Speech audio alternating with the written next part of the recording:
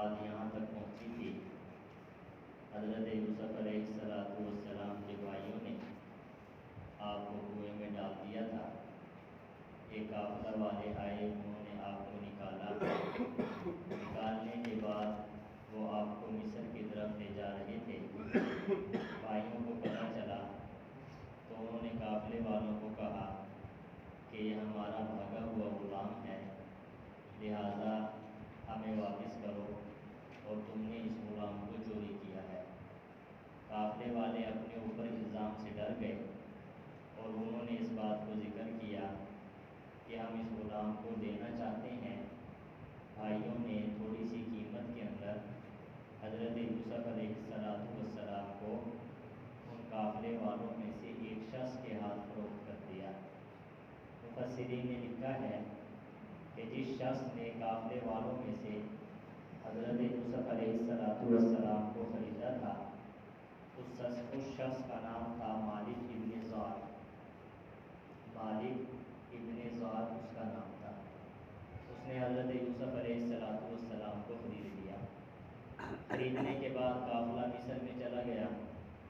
جب قافلہ مصر میں گیا تو وہاں پر ایک منڈی تھی، جس منڈی کو نحاس کہا جاتا تھا۔ منڈی کا نام تھا نحاس۔ اس منڈی کے اندر غلام فروخت ہوا کرتے تھے۔ جیسا کہ آپ دیکھتے ہیں آج بھی دنیا میں مختلف قسم کی منڈیاں ہیں۔ کہیں پہ غلہ فروخت ہوتا ہے، کہیں پہ سبزی فروخت ہوتی ہے، کہیں پہ جانور فروخت ہوتے ہیں۔ تو مصر کے اندر ایک منڈی تھی جہاں پر غلاموں کو فروخت کیا جاتا تھا۔ حضرت یوسف علیہ السلام کو اس مالک نے، جس نے خریدا تھا، تو اس منڈی میں لے گیا۔ حضرت یوسف علیہ السلام وہاں پہ فروخت ہو رہے ہیں۔ قرآن مجید کے اندر تفصیل نہیں آئی کہ کتنے میں فروخت ہوئے، کس نے خریدا، کس نے کیا بولی لگائی۔ قرآن مجید اصول کی طرف اور ان باتوں کو ذکر کرتا ہے جن باتوں سے انسان کا فائدہ ہوتا ہے۔ باقی جو فضولیات ہوتی ہیں ان کا ذکر قرآن مجید کے اندر نہیں ہے۔ آپ سنتے رہتے ہیں بہت ساری اسرائیلی روایات ہیں، کوئی قابل اعتماد روایات نہیں ہیں۔ آپ نے کئی مرتبہ یہ واقعہ سنا ہوگا کہ حضرت یوسف علیہ السلام فروخت ہو رہے تھے تو ایک بوڑھی آئی، سر پہ اس نے روئی کی کپاس کی جو ہے ڈھیری اٹھائی ہوئی تھی۔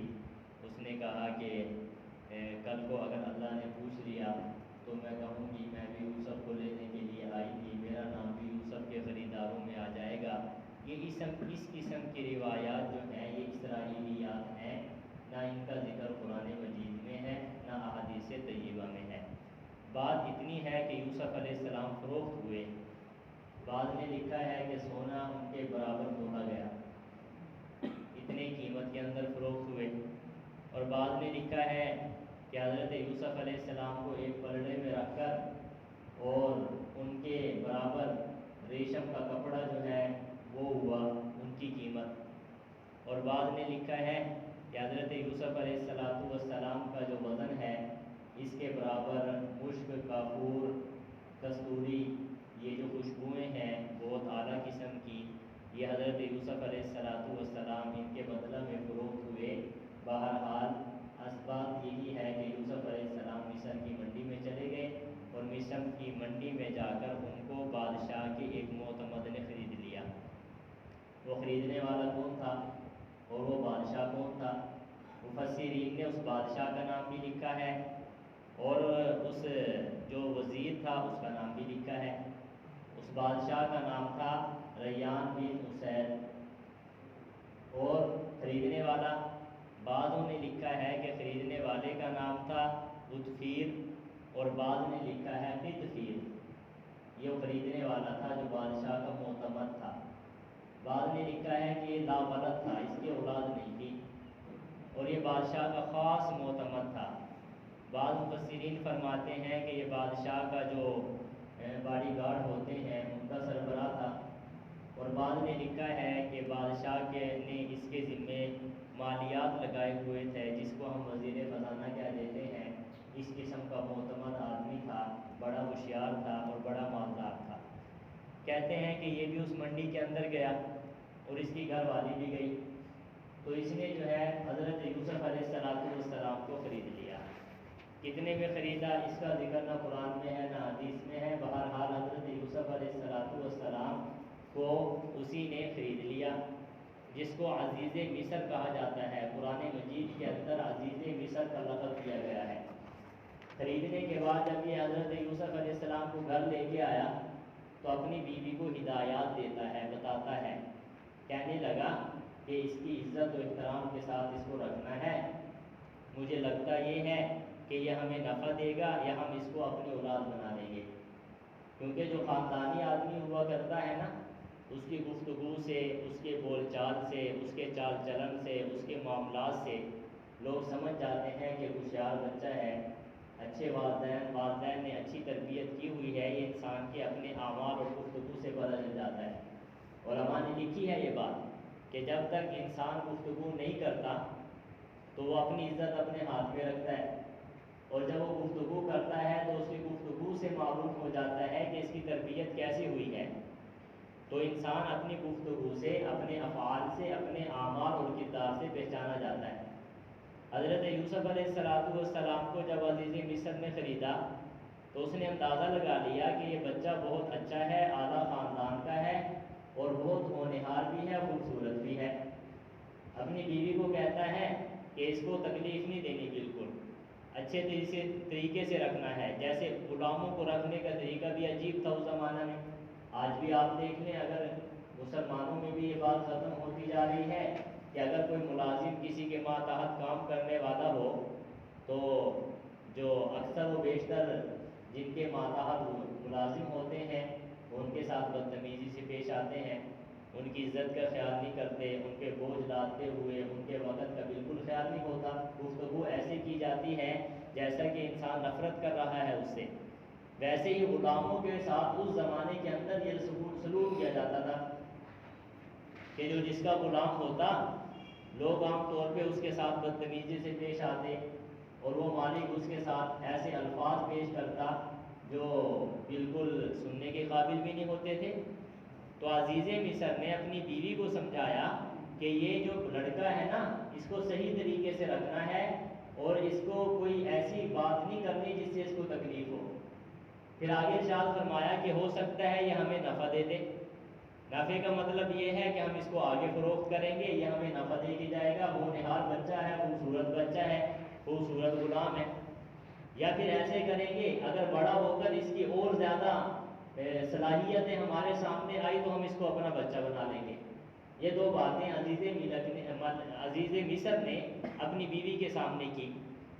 حضرت عبداللہ ابن مسعود رضی اللہ تعالیٰ عنہ نے ارشاد فرمایا کہ دنیا میں 3 انسان ایسے ہیں، فرمایا کہ جن کی فراست بالکل بہت اچھی تھی، فراست صادقہ، اچھی سمجھ والے لوگ تھے۔ 3 لوگ دنیا میں گزرے ہیں۔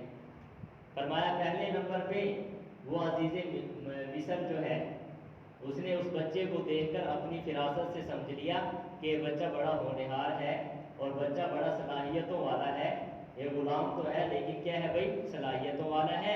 اس نے اپنی فراست سے، اپنی سمجھ سے کیا کر لیا، اس بات کو سمجھ لیا۔ فرمایا دوسرے نمبر پہ حضرت شعیب علیہ السلام کی بیٹی، اللہ نے ان کو بھی بڑی فراست صادقہ عطا فرمائی تھی۔ واقعہ قرآن مجید میں موجود ہے، آپ کے سامنے آئے گا کہ حضرت موسیٰ علیہ السلام تشریف لے گئے تو حضرت شعیب علیہ السلام کی 2 بیٹیاں، کنواں ایک تھا، بکریوں کو پانی پلانے کے لیے گئی ہوئی تھی، تو وہاں پہ رش لگا ہوا تھا کنویں پہ۔ لڑکیاں جو ہیں وہ حضرت شعیب کی دور کھڑی ہو گئی۔ حضرت موسیٰ علیہ السلام جو ہیں نیچی نظر کیے ہوئے کہنے لگے کہ میں پانی نکال لیتا ہوں، آپ اپنی بکریوں کو پانی پلائیں۔ حضرت موسیٰ علیہ السلام نے ڈول نکالا، اور طاقتور تھے، اللہ کے نبی تھے۔ فرمایا کہ وہ عام طور پہ لوگ ڈول نکالتے تھے، حضرت موسیٰ علیہ السلام نے وہ بڑا ڈول نکالا جس کو عام طور پہ زیادہ مل کے لوگ نکالا کرتے تھے، تو پانی پلا دیا بکریوں کو۔ پانی پلانے کے بعد بچیوں نے کہا کہ چلو ہمارے گھر چلے، والد محترم سے آپ کی ملاقات کرواتے ہیں۔ حضرت موسیٰ علیہ السلام چل پڑے، حضرت موسیٰ علیہ السلام پیچھے تھے، بچیاں آگے تھی، ہوا چلی ہوئی تھی۔ حضرت موسیٰ علیہ السلام نے نظر نیچے فرمائی اور فرمایا کہ بیٹیوں تم میرے پیچھے ہو جاؤ اور میں آگے ہو جاتا ہوں، کہیں ایسا نہ ہو کہ ہوا کے اندر کوئی بے پردگی کا نظام نہ ہو جائے۔ حضرت موسیٰ علیہ السلام آگے آگے، بچیاں پیچھے پیچھے، اور آج کل ہم پیچھے پیچھے چلتے ہیں۔ انبیاء کرام علیہ السلام کے واقعات سے سبق لینا چاہیے۔ آپ خود آگے ہو گئے کہ کہیں بد نظری نہ ہو جائے، بچیوں کو کہا کہ تم میرے پیچھے ہو جاؤ۔ فرمایا کہ جب حضرت شعیب علیہ السلام کے پاس بچیاں گئی تو انہوں نے ذکر کیا کہ آج ہم نے ایک ایسے انسان کو دیکھا ہے جس نے پانی نکالا جس کو عام طور پہ بہت سارے لوگ نکالتے ہیں، اس اکیلے نے ڈول نکال دیا۔ اور دوسرے نمبر پہ فرمایا وہ امین بھی ہے اور طاقتور بھی ہے۔ طاقتور تو ڈول نکالا اور امین بھی ہے۔ امین کیوں کہا حضرت موسیٰ علیہ السلام کو؟ کیونکہ انہوں نے فرمایا کہ اپنی نظر کو نیچے بھی رکھا اور بد نظری سے بچنے کے لیے آگے ہو گئے۔ اسی لیے بچیوں نے کہا کہ ابا جان وہ بڑا امین ہے، امانت دار ہے، خیانت نہیں کرتا اپنی آنکھوں کے اندر۔ تو علماء نے حضرت عبداللہ ابن مسعود رضی اللہ تعالیٰ عنہ فرماتے ہیں کہ دنیا میں دوسری وہ بچی تھی حضرت شعیب علیہ السلام کی جنہوں نے اپنی فراست صادقہ کے ساتھ سمجھ لیا تھا کہ حضرت موسیٰ علیہ السلام بہت اعلیٰ خاندان کے ہیں اور ان کے اندر نبوت کے اثرات ہیں۔ یہ فراست صادقہ دوسری اگر ملی تو کس کو بھائی؟ حضرت شعیب علیہ السلام کی بیٹی کو۔ فرمایا تیسرے نمبر پہ جو فراست صادقہ اللہ نے عطا فرمائی وہ حضرت سیدنا امام الصحابہ خلیفہ بلا فصل سیدنا ابوبکر صدیق رضی اللہ تعالیٰ عنہ کو اللہ نے ان کو بھی بڑی فراست صادقہ عطا فرمائی تھی۔ کیسے؟ فرمایا کہ آپ نے اپنی زندگی کے اندر سمجھ لیا تھا حضرت ابوبکر نے رضی اللہ تعالیٰ عنہ نے کہ اگر میرے جانے کے بعد نبی کریم صلی اللہ علیہ وسلم کی امت کو اگر کوئی سنبھال سکتا ہے وہ حضرت عمر ہے۔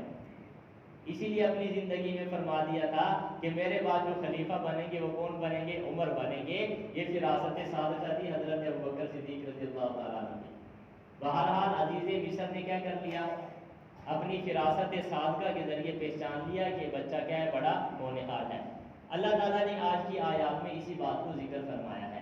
ارشاد فرمایا وقال الذی اشتراه من مصر لامرأته، کہا اس شخص نے جس نے یوسف کو خریدا تھا مصر سے اپنی بیوی کو، اکرمی مثواہ وعسیٰ ان ینفعنا، کہ تو اس کو ٹھکانہ کر اچھا ہو سکتا ہے یہ ہمیں نفع پہنچا دے، او نتخذہ ولدا، یا ہم اس کو اپنا بیٹا بنا لیں، یا تو یہ ہمیں نفع دے دے گا یا ہم اس کو کیا بنا لیں گے؟ بیٹا بنا لیں گے، کیونکہ اس کی اولاد نہیں تھی۔ وَكَذَلِكَ مَكَّنَّا لِيُوسُفَ فِي الْأَرْضِ، ایسے ہی ٹھکانہ دیا ہم نے یوسف کو ملک میں۔ اللہ تعالیٰ فرماتے ہیں کہاں یوسف علیہ السلام کنویں میں، کہاں پھر فروخت ہو رہے ہیں منڈیوں کے اندر، پھر اللہ تعالیٰ فرماتے ہیں ہم نے یوسف کو ملک مصر کے اندر کیا دے دیا؟ ٹھکانہ دے دیا۔ اللہ کی شان ہے، دیکھنے والا تو یہ سمجھتا ہے کہ ظلم ہو رہا ہے حضرت یوسف کے ساتھ، لیکن اللہ کی حکمت دیکھیے کہ یوسف علیہ السلام فروخت ہوئے اور کس نے خریدا؟ ایسے شخص نے خریدا جو بادشاہ کا معتمد تھا، وزیر تھا۔ اللہ کی حکمت یہ تھی کہ یوسف علیہ السلام کی پرورش ایسے گھر میں ہو جس گھر کے اندر بعد میں انہوں نے بادشاہ بننا تھا، تاکہ اس کی تربیت ہو جائے، جب وہ بادشاہ بنے تو کسی قسم کی مشکلات نہ ہو۔ حضرت یوسف علیہ السلام بچے ہیں اور وزیر کے گھر میں اللہ پلوا رہا ہے۔ کیوں پال رہا ہے وزیر؟ اب حضرت یوسف علیہ السلام نے دیکھا ہوگا کہ ملکی حالات کیا ہوتے ہیں، لوگوں کے ساتھ کیسے برتاؤ کیا جاتا ہے اور ملازمین کے ساتھ کیسے برتاؤ کیا جاتا ہے، ملک کو کیسے چلایا جاتا ہے۔ ظاہر ہے ایک وزیر کے گھر میں جب پرورش ہو رہی ہے تو بچہ ہر باتوں کو سمجھتا ہے۔ تو اللہ تعالیٰ کا مقصد ان واقعات سے یوسف علیہ السلام کی تربیت کروانا مقصد تھا، کیونکہ بعد میں اللہ نے حضرت یوسف علیہ السلام کو کیا بنانا تھا؟ بادشاہ بنانا تھا۔ آگے ذکر آئے گا اس بات کا۔ فرمایا اسی طرح ہم نے یوسف کو زمین کے اندر کیا دے دیا؟ ٹھکانہ دے دیا۔ وَلِنُعَلِّمَهُ مِن تَأْوِيلِ الْأَحَادِيثِ، اور تاکہ ہم اس کو سکھائے باتوں کو ٹھکانے لگانا۔ یہ ذکر ہوا چکا ہے کہ یوسف علیہ السلام کو خواب کی تعبیر کا علم بھی اللہ نے دے دیا تھا اور باتوں کو ٹھکانے لگانے کا طریقہ بھی بتا دیا تھا۔ بات کو ٹھکانے لگانے کا مطلب یہ ہے کہ معاملات کو کیسے سنبھالنا ہے، کس طریقے سے کس کے ساتھ گفتگو کرنی ہے، معاملات کو کیسے چلانا ہے، یہ اللہ رب العزت نے حضرت یوسف کو سکھا دیا۔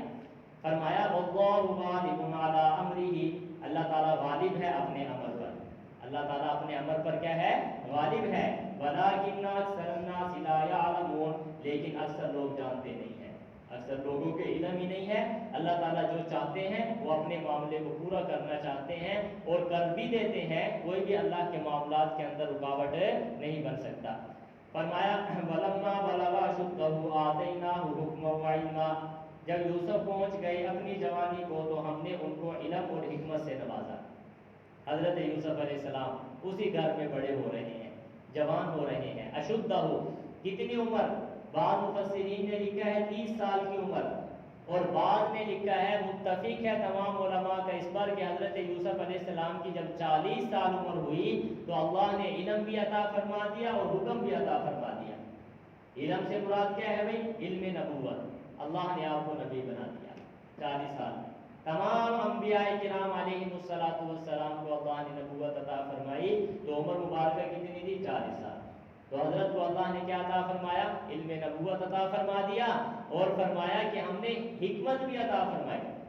حکمت کس کو کہتے ہیں؟ ہر وہ بات جس کو سننے کے بعد آدمی کو نصیحت حاصل ہو جائے، آدمی کی غفلت دور ہو جائے، آدمی کا دل اللہ کے ساتھ جڑ جائے، ہر وہ بات حکمت ہے۔ ہر وہ بات کیا ہے بھائی؟ حکمت۔ اللہ نے آپ کو حکمت بھی عطا فرما دی تھی۔ آگے ارشاد فرمایا وَلَمَّا بَلَغَ أَشُدَّهُ آتَيْنَاهُ حُكْمًا وَعِلْمًا وَكَذَلِكَ نَجْزِي الْمُحْسِنِينَ، ہم ایسے ہی بدلہ دیتے ہیں احسان کرنے والوں، جو نیکیاں کرتے ہیں اللہ کی طرف متوجہ ہو جاتے ہیں، اللہ ان کو بہت بڑا انعام دے دیتے ہیں۔ اللہ ہمارے درس کو قبول فرمائے۔ انشاءاللہ جو آئندہ درس ہوگا اس کے اندر حضرت یوسف کا ایک امتحان ختم ہو گیا بچپن کا۔ جب آدمی جوان ہوتا ہے تو آدمی کے خیالات منتشر ہوتے ہیں۔ پھر محبت کا امتحان ہوا، اس میں بھی حضرت یوسف کامیاب ہوئے۔ کل کے درس کے اندر محبت کا جو ہے وہ امتحان شروع